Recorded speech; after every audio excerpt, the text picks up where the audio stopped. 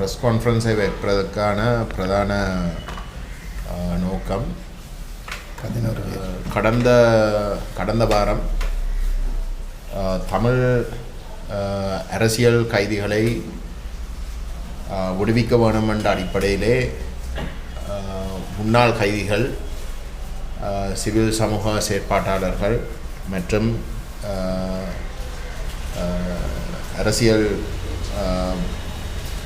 கட்சிகளுடைய ஆதரவோடு ஒரு கையொப்ப போராட்டம் ஒன்று ஆரம்பிக்கப்பட்டு அது கணிசமான அளவுக்கு வெற்றி பெற்றிருக்கின்ற ஒரு நிலைமையை நாங்கள் அவதானிக்கக்கூடியதாக இருந்தது. விசேஷமாக தமிழ் மக்கள் மட்டத்திலே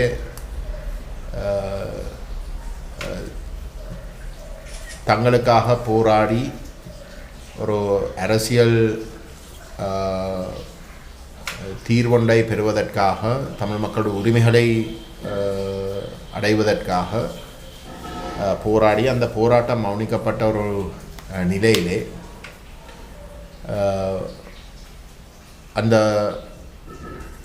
பயங்கரவாத தடுப்புச் சட்டத்துக்கு கீழே கைது செய்யப்பட்டு இன்றைக்கு அந்த பயங்கரவாத தடுப்புச் சட்டம் அரசாங்கத்தாலேயே ஒரு சட்டவிரோதமான ஒரு கொடூரமான ஜனநாயகத்தையும் சட்டத்தின் ஆட்சியையும் மீறுகின்ற, மதிக்காத ஒரு ஆவணமாக ஏற்றுக்கொள்ளப்பட்டிருக்கின்ற சூழலிலே அந்த கருத்து ஸ்ரீலங்கா அரசினாலே சர்வதேச மட்டத்திலே, விசேஷமாக ஐநா மனிதுரிமை பேரவையிலே பதிவு செய்யப்பட்டிருக்கின்ற சூழலிலே, அதாவது பயங்கரவாத தடுப்புச் சட்டம் ஒரு சட்டத்தின் ஆட்சி முறைமைக்கும் ஜனநாயகத்துக்கும் ஒரு முரணான ஒரு விடயமாகவும் ஒரு கொடூரமான ஒரு சட்டமாகவும் அது தொடர்ந்தும் சட்ட புத்தகங்களிலே அனுமதிக்க முடியாதென்றதும் அது முற்றிலும்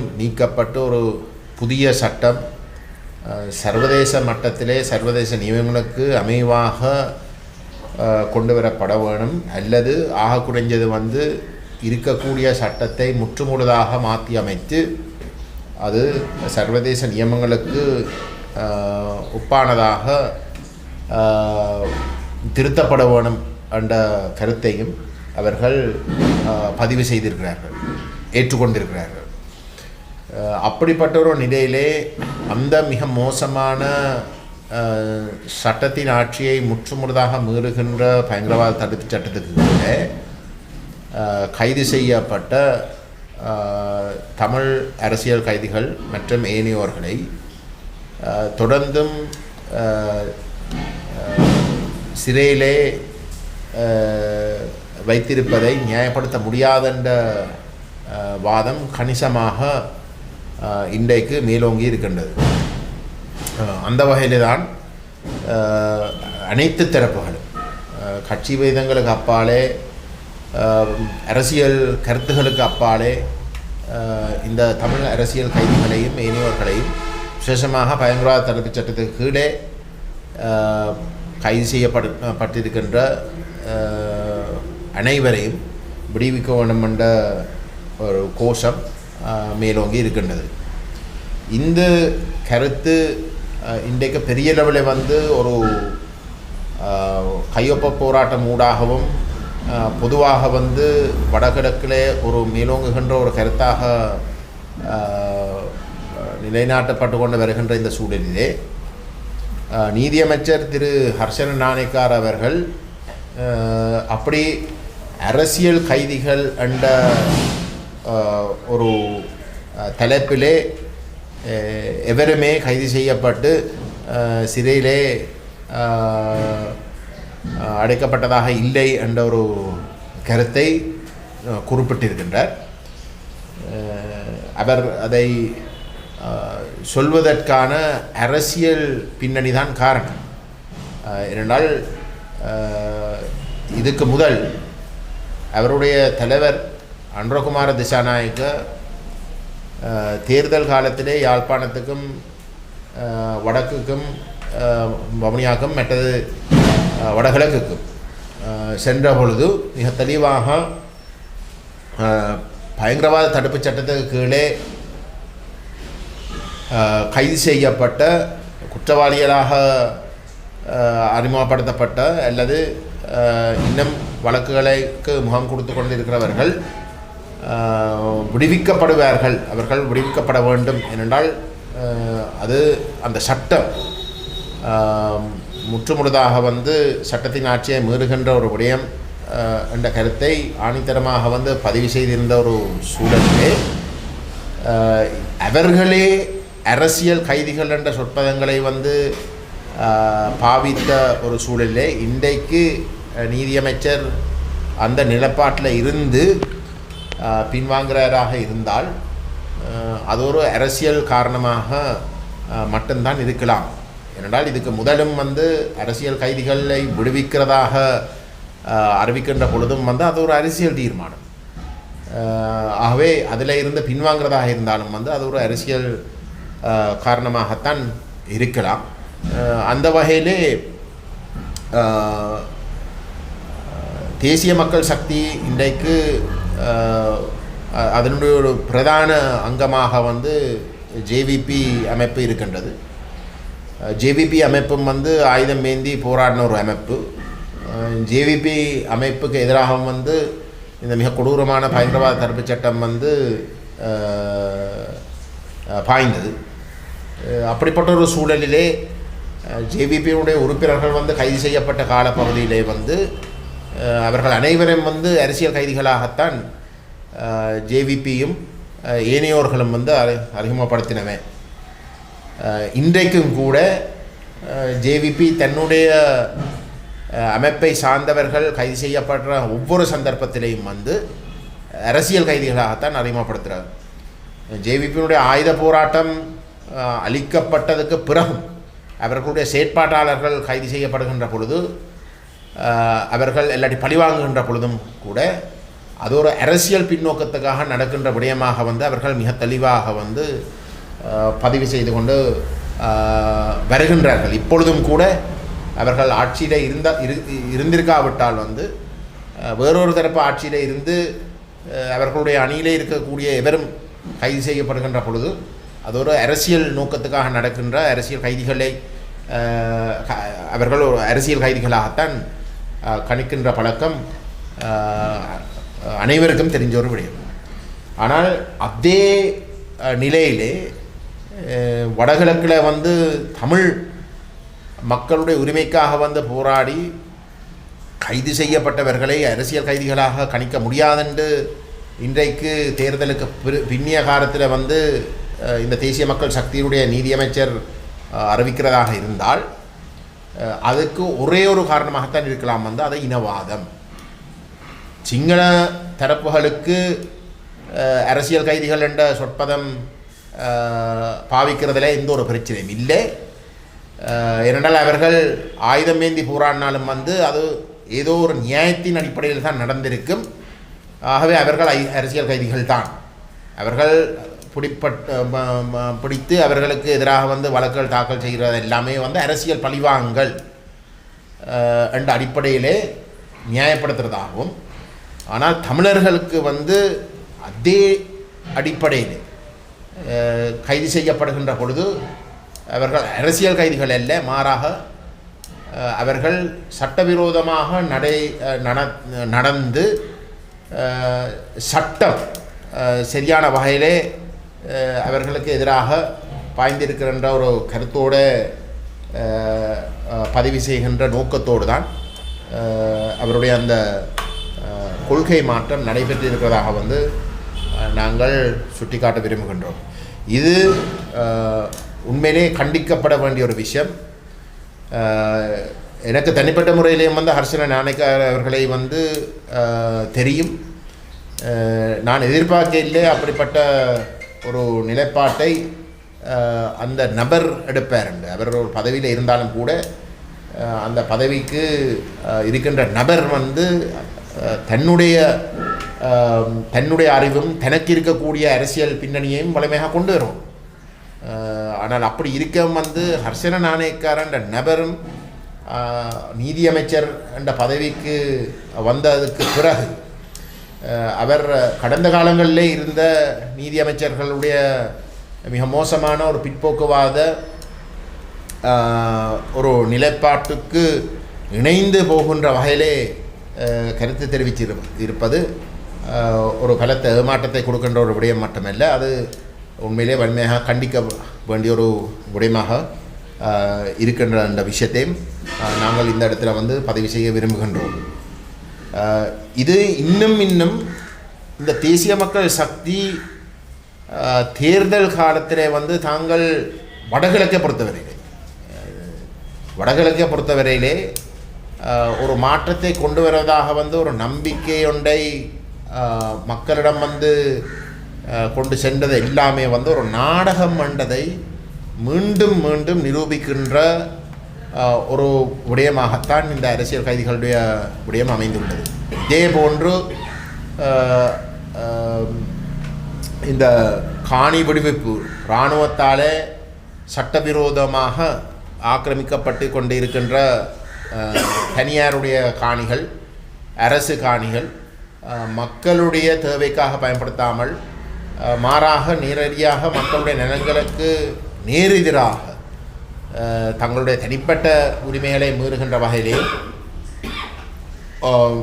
சமூகம் என்ற வகையில் வந்து தங்களுடைய நிலங்களை பாதிக்கின்ற வகையிலேயும் வந்து பாவிக்கிறதை தாங்கள் நிறுத்தப்போவதாக வந்து அறிவித்த நிலையிலேயும்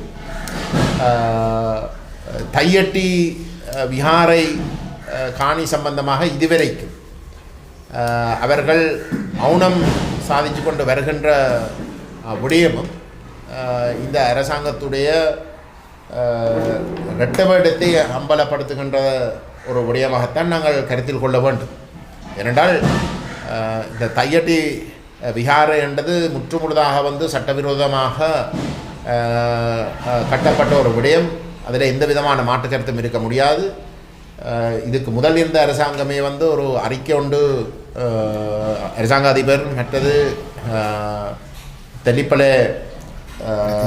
பிரதேச செயலகத்திடம் வந்து கேட்ட இடத்திலே அந்த அறிக்கை எழுத்து மூலமாக ஆவணம் கொடுக்கும். தனியாருடைய அந்த இன்றைக்கு கட்டப்பட்ட சட்டவிரோத விஹாரை கட்டப்பட்ட இருக்கின்ற காணியுடைய தனியாருடைய உறுதிகள் உடைய பிரதிகள் உட்பட பழைய திசவிஹாரை இருந்த பழைய காணி உடைய உறுதி சேர்த்து அந்த பெயர் விவரங்கள் அளவுகள் அது அனைத்து அரசாங்கத்துக்கு வழங்கப்பட்டும் இந்த அரசாங்கம் ஆட்சிக்கு வந்ததுக்கு பிறகு அவர்கள் அது சம்பந்தமாக ஒரு தெளிவான ஒரு நிலைப்பாடு எடுக்காமல் இருப்பது அனைத்துமே வந்து அவர்களுடைய போக்கிலையும் கடந்த அரசாங்கங்களை போன்று ஒரு இனவாத ஒரு நோக்கம்தான் இருக்கின்றது என்ற ஒரு முடிவுக்கு வராமல் இருக்க முடியாது. ஏனென்றால் இது அனைத்துமே வந்து சிங்களவர்களுக்கும் ஏனையோர்களுக்கும் வந்து ஒரு சட்டம், தமிழருக்கு வந்து வேறொரு சட்டம் என்ற அடிப்படையில் தான் நடக்கின்றது. அந்த வகையில் வந்து நாங்கள் தமிழ் தேசிய மக்கள் முன்னணி இந்த முன்னாள் போராளிகள் உடைய இந்த முயற்சிக்கு அனைத்து மக்களும் அதுக்கு ஆதரவு தர வேணும், அதுக்கு ஒத்துழைக்க வேண்டும். அந்த தமிழ் அரசியல் கைதிகளையும் பயங்கரவாத தடுப்புச் சட்டத்துக்கு கீழே கைது செய்யப்பட்ட தமிழருடைய விடுதலை போராட்டம் சம்பந்தமாக கைது செய்யப்பட்ட அனைத்து தரப்புகளையும் வந்து நிபந்தனை இல்லாமல் வந்து விடுவிக்க வேண்டும் என்ற கோட்பாட்டை இன்னும் ஆணித்தரமாக முன்வைப்பதற்கு எல்லோரும் ஒத்துழைக்க வேணும் என்று நாங்கள் கேட்டுக்கொள்ள விரும்புகிறோம்.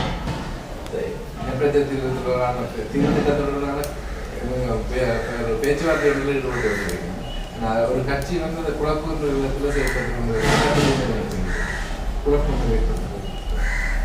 எனக்கு தெரிஞ்ச அளவுக்கு ஒரு கட்சியும் வந்து அப்படி குழப்புற மாதிரி இதுவரைக்கும் வந்து செயல்படுவதாக வந்து தெரியவில்லை.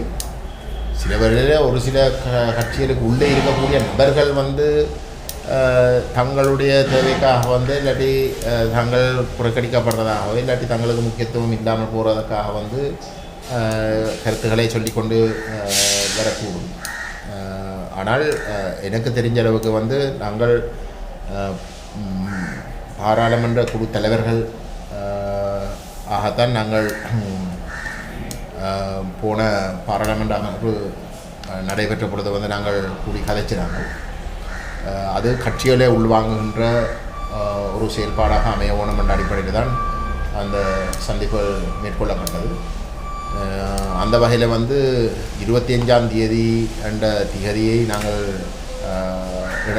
தேதிக்கு நாங்கள் இணங்கினோம். அந்த தேதிக்கு உண்மையிலே முன்வைத்ததே வந்து தமிழரசு கட்சியுடைய பாராளுமன்ற கொடுத்தாங்க திரு ஸ்ரீதரன் அவர்கள். அந்த அந்த சந்திப்பு பாராளுமன்ற குழு தலைவர்களை தாண்டி கட்சிகளுடைய பிரதிநிதித்துவத்தை உறுதிப்படுத்தி இந்த இனப்பிரச்சனை சம்பந்தமாக ஒரு பொதுப்புள்ளியிலே சந்திக்கிறதுக்குரிய ஒரு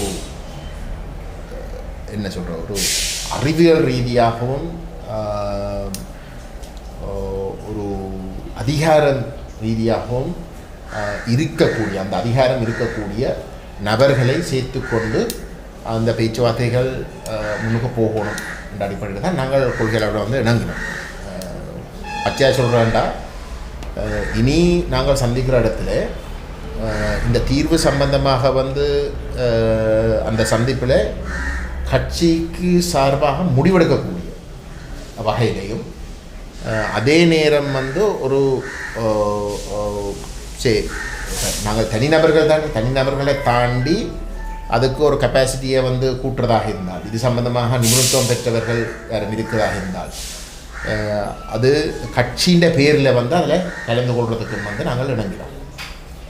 ஏனென்றால் அந்த சந்திப்பு ஆக்கப்பூர்வமாக இருக்கணும். அந்த சந்திப்புகள் வந்து கட்சி ரீதியாக பேசப்பட்ட ஒரு இணக்கப்பாட்டு எடுக்கக்கூடிய ஒரு நிலையில் அந்த சந்திப்புகள் இருக்கணும். நாங்கள் கதைச்சி பேசி போட்டு இப்போ இந்த கட்சிகிட்ட போய் கேட்டு போட்டு வருவோம், இல்லாட்டி வேறு ஏதோ ஒன்று செய்து போட்டு வருவோம் என்று சொல்லி நெடுகளும் வந்து பின்னுக்கு போடுற மாதிரி இருக்கக்கூடாதுன்றதுக்காக வந்து நாங்கள் அந்த நிலைப்பாட்டை வந்து நாங்கள் எடுத்துக்கொண்டாங்க. இறுதியிலே வந்து அந்த சந்திப்பிலே கலந்து கொள்கிற குழுக்கள், ஒவ்வொரு கட்சியின் குழுக்களுடைய இறுதி விஷயங்கள் வந்து கட்சிகிட்ட இருந்து அனுமதி பெறத்தான் வேணும். இப்போ உதாரணத்துக்கு வந்து தமிழ் தேசிய மக்கள் முன்னணி சார்பில் வந்து ஒரு அணி கொண்டு போகுதுண்டா, 4-5 பேர் கொண்ட ஒரு அணி கொண்டு அந்த பேச்சுவார்த்தையில் கலந்து கொண்டாலும் கூட நாங்கள் அதில் வந்து ஒரு 3 தரப்பாக வந்து ஒரு ஒரு இணக்கப்பாடு வருது என்று சொல்லுவோம். அந்த முயற்சியில் வந்து ஒரு இணக்கப்பாடு வந்தாலும் கூட நாங்கள் எங்களோட கட்சிகளுக்கு கொண்டு போய் அந்த அந்தந்த கட்சிகள் வந்து அதுக்கு ஒரு அங்கீகாரத்தை கொடுக்கணும். அதுதான் முறை. ஆகவே எந்த ஒரு இடத்துலையும் வந்து எங்களை பொறுத்தவரை கூட எங்களுடைய கட்சியுடைய மத்திய குழுவும் பொதுச்சபையுடைய அனுமதி இல்லாமல் வந்து எவரும் ஒன்றுக்கும் வந்து நாங்கள் போகிறது இல்லை. ஆனால் எங்களுக்கு நம்பிக்கை இருக்குது வந்து நாங்கள் ஒரு குழு ஒன்று நியமிக்கிற இடத்துல அந்த குழு சம்பந்தமாக ஒரு முழுமையான ஒரு நம்பிக்கை எங்களுடைய அமைப்புக்கு இருக்கும். அது சம்பந்தமாக வந்து அதை கையாளுறது. அந்த வகையில் தான் மெட்ட கட்சியிடம் வந்து அதுக்கு இணங்கினதாக வந்து நான் கருதுகின்றேன். நாங்கள் இந்த அடிப்படையில் தான் இணங்கினோம். ஆகவே 25ஆம் தேதி வந்து நியமிக்கப்பட்ட அந்த திகதி ஒரு தமிழ் தேசிய அரசியலில் வந்து ஒரு திருப்பு முனையாக அது அமைவதற்கு அது ஒரு ஆரம்ப புள்ளியாக வந்து அமையும் என்று நாங்கள் பிரார்த்திக்கின்றோம். ஏன்னா எங்களை பொறுத்தவரையில் வந்து பாராளுமன்றத்தில் தமிழ் தேசிய நிலைப்பாட்டை வலியுறுத்துறதுக்கு குறைஞ்சது 10 பாராளுமன்ற உறுப்பினர்கள் மட்டத்தில் ஒரு இணக்கப்பாடு இல்லாமல், ஒரு புரிந்துணர்வு இல்லாமல் தமிழ் தேசிய அரசியல் கடுமையாக வந்து எதிர்காலத்தில் வந்து ஒரு பாதிப்பு நிலைக்கு வந்து தள்ளப்படும். அரசாங்கமும் வந்து இன்றைக்கு தான் விரும்பினபடி தமிழ் தேசிய அரசியலை கொச்சப்படுத்துகின்ற வகையில் தான் கருத்துக்களை தெரிவித்து கொண்டு வருகிறார்கள். ஆனால் மக்கள் உண்மையிலே வந்து கிட்டத்தட்ட 3/2 பெரும்பான்மை வடகிழக்கில் வந்து தமிழ் தேசிய நிலைப்பாட்டின் அடிப்படையில் தான் தங்களோட வாக்குகளை பயன்படுத்தியிருக்காங்க. துரதிர்ஷ்டவசமாக வந்து அது இந்த தேர்தல் முறைமையிலே வெளிக்காட்ட முடியாத ஒரு தேர்தலாக வந்து இந்த தேர்தல் அமைந்திருக்கிறது. ஆனால் அதை வைத்து கொண்டு வந்து தமிழ் தேசிய நிலைப்பாட்டை நிராகரிக்கிற வகையிலையும் அதை கொச்சைப்படுத்துகின்ற வகையிலையும் வந்து நாங்கள் தொடர்ந்தும் அனுமதிக்கக்கூடாது. அப்படி தெரிவு செய்யப்பட்ட தமிழ் தேசிய நிலைப்பாட்டை வலியுறுத்தி பெற்ற இல்லாட்டி வாக்கை பெற்ற தரப்புகள் அதை விளங்கி கொண்டு செயல்படாட்டி வந்து மக்கள் அந்த பாரம்பரிய தமிழ் தேசிய தரப்பு என்று சொல்லப்படுகின்ற இல்லாட்டி அந்த பேரில் இயங்குகின்ற தரப்புகள் மீது இன்னும் விமர்சனங்களை தான் அடக்கி வைப்பார்கள். ஆகவே அதை உணர்ந்து எல்லோரும் செயல்படணும் என்ற ஒரு கருத்தை மட்டும்தான் நான் இந்த இடத்துல வந்து சொல்ல விரும்புகிறேன். இந்த வருடம் வந்து இந்த உள்ளூராட்சி மன்ற தேர்தல் சாத்தியப்படுவதாக கூறப்படுகிறது. இவர்களிடையே தமிழக இனப்பிரச்சனைகளுடன் விவசாய கட்சிகளுடன் நீங்கள் உள்ளூராட்சி மன்ற தேர்தல் ஒன்று அறிவிக்கப்பட்டால் இதை கட்சியுடன் இணைந்து போட்டியிடுவதில் நான் திரும்ப சொல்கிறேன் வந்து இந்த முயற்சி அரசாங்கம் ஒரு புதிய அரசியலமைப்பு ஒன்றை கொண்டு வந்து நிறைவேற்றப் போவதாக அறிவிச்சிருக்கிற ஒரு சூழல். அதுவும் 2015 19 ரெண்டு கால பகுதிக்குள்ளே ஏற்கனவே தயாரிக்கப்பட்ட ஒரு புதிய அரசியலமைப்புக்கான இடைக்கால ஐக்கிய ராஜ்ய இடைக்கால அறிக்கையை நிறைவேற்றப் போவதாகவும் தான் அறிவிச்சிருக்கிறார். மிக தெளிவாக அதை தங்களுடைய உத்தியோகபூர்வமான நிலைப்பாடாக வந்து அறிவிச்சிருக்கிறார்கள். அது மட்டும் இல்லாமல் வந்து ஒரு சிலர் தமிழ் தேசிய அரங்கிலே என்று சொல்லிக்கொண்டு ஒரு சிலர் வந்து அந்த ஒற்றையாட்சி ஐக்கிய ராஜ்ய அரசியலமைப்பு காலம் நிறைவேற்றுவதை இழுத்தடிக்க வேண்டிய எந்த ஒரு தேவையும் இல்லை. ஏனென்றால் அது மக்கள் மட்டத்தில் வந்து விவாதிக்கப்பட்டு மக்களுடைய கருத்துக்கள் எல்லாம் உள்வாங்கி பாராளுமன்றத்தில் வந்து விவாதிக்க எல்லாம் செய்து முடிச்சாச்சு. ஆகவே வெறுமனே வந்து நிறைவேற்றுவது மட்டும்தான் தேவை என்றும் கூட சொல்லி கொண்டு இருக்கிறார். ஆகவே அப்படிப்பட்ட ஒரு ஆபத்தான ஒரு நிலைமை தான் இன்றைக்கு இருக்கின்றது. அரசாங்கத்துக்கு ஒரு 3/2 பெரும்பான்மைக்கும் கூட மகத்தான ஒரு ஆணை பெற்றிருக்கின்ற இடத்துல இந்த அரசு விரும்பினால் வந்து பாராளுமன்றத்தில் வந்து எவருடைய கதையும் கேட்காமல் ஒரு விவாதத்தை வைக்காமல் கூட தீர்மானங்களை வந்து நிறைவேற்றலாம், சட்டங்களை நிறைவேற்றலாம். ஆகவே அந்தளவுக்கு ஒரு ஜனநாயக விரோதமான வகையிலே செயல்படக்கூடிய அந்த வாய்ப்பு இருக்கின்ற சூழ்நிலையும் இந்த அரசாங்கம் கடந்த காலங்களில் அவர்கள் இந்த விவாதங்கள் சம்பந்தமாக நடந்து கொள்கிற விதத்தையும் பார்க்க அவர்கள் ஒரு ஒரு மக்களுடைய முழுமையான ஈடுபாடோடு செயல்பட வேண்டிய தேவை இல்லை. ஏன்னா தங்களுக்குத்தான் அந்த மக்கள் ஆணையை கொடுத்திருக்கிறார்கள் என்ற ஒரு கருத்தோடு தான் அவர்கள் இருக்கிறார்கள். அது நாங்கள் அவதானிக்கக்கூடியதாக இருக்குது. அப்போ அப்படிப்பட்ட ஒரு சூழல்லையும் இந்த ஐக்கிய ராஜ்ய ஒற்றையாட்சி அரசியலமைப்பு தயாரிப்பில் வந்து ஈடுபட்ட ஒரு சில தமிழ் முன்னாள் பாராளுமன்ற உறுப்பினர்கள் கூட அதை அந்த ஒருத்தருடைய கதைச்சு ஆலோசித்து மக்களுடைய பங்களிப்பு ஒன்றும் தேவையில்லை, இது விவாதிக்கப்பட வேண்டிய தேவையில்லை, அவசரமாக எல்லாத்தையும் வந்து நிறைவேற்றலாம் என்ற ஒரு கருத்தை வலியுறுத்துகின்ற ஒரு மோசமான ஒரு நிலைமையும் இருக்கிற இடத்துல தமிழ் உரிமைகளை மதிக்கின்ற தமிழ் தேசிய நிலைப்பாட்டை வலியுறுத்துகின்ற அதுக்கு நேர்மையாக பயணிக்க விரும்புகின்றவர்கள், அதுவும் விசேஷமாக மக்கள் நம்பி தங்களுடைய நம்பிக்கையை காட்டியிருக்கிறவர்கள் இதுக்கு ஒரு பொறுப்பு இருக்குது, சரியாக நடந்து கொண்டிருக்கும். அந்த அடிப்படையில் தான் நாங்கள் இந்த பாராளுமன்றத்தில் இரண்டாவது அந்த முயற்சி முன்னுக்கு போவதாக இருந்தால் பாராளுமன்றத்தில் நிறைவேற்ற வேணும். இப்போ எந்த சர்வஜன வாக்கெடுப்புக்கும் பெறும். அப்போ ரெண்டும் நடக்கும். வெறுமனே சர்வஜன வாக்கெடுப்பு மட்டும்தான் வைப்பார்கள் இல்லை. அப்போ பாராளுமன்றத்தில் வந்து நிறைவேற்ற வேணுமென்ற ஒரு தேவை ஒன்று இருக்கிற இடத்துல இப்போ இருக்கிற அரசியலமைப்பு அது ஒரு நிபந்தனையாக முன்வைக்கின்றது. அப்போ அப்படிப்பட்ட ஒரு இடத்துல வந்து பாராளுமன்றத்தில் வந்து வடகிழக்கை படுத்துவதற்கு வந்து 19 உறுப்பினர்கள் இருக்கிறதாக இருந்தால் அந்த மோசமான ஒற்றையாட்சி அரசியலமைப்பை நிராகரிப்பதற்கு வந்து குறைஞ்சது 10 ஆசனங்கள் கொண்ட உறுப்பினர்கள் எதிர்க்கவும். ஆகவே அதை நாங்கள் உறுதிப்படுத்துவோம். அதை உறுதிப்படுத்துவதற்காகவும் அடுத்த கட்டமாக வெறுமனே எதிர்க்கிறதை மட்டும் செய்யாமல் எங்களுடைய நிலைப்பாடு என்ன, உண்மையிலே எங்களுடைய மக்களுடைய அபிலாஷைகள் பூர்த்தி செய்யக்கூடிய ஒரு நியாயமான யோசனைகள் என்ன என்பதை முன்வைப்பதற்கும் இது ஒரு சந்தர்ப்பமாக பயன்படுத்துகிறது தான் இந்த முயற்சி. ஆகவே தேர்தல் சம்பந்தமாக நாங்கள் எந்த விதத்திலையும் வந்து இதில் வந்து கலந்து ஆலோசிக்க இல்லை. எங்களை பொறுத்தவரையில் வந்து இது தேர்தல் அரசியலுக்கு அப்பாற்பட்ட ஒரு விஷயம்.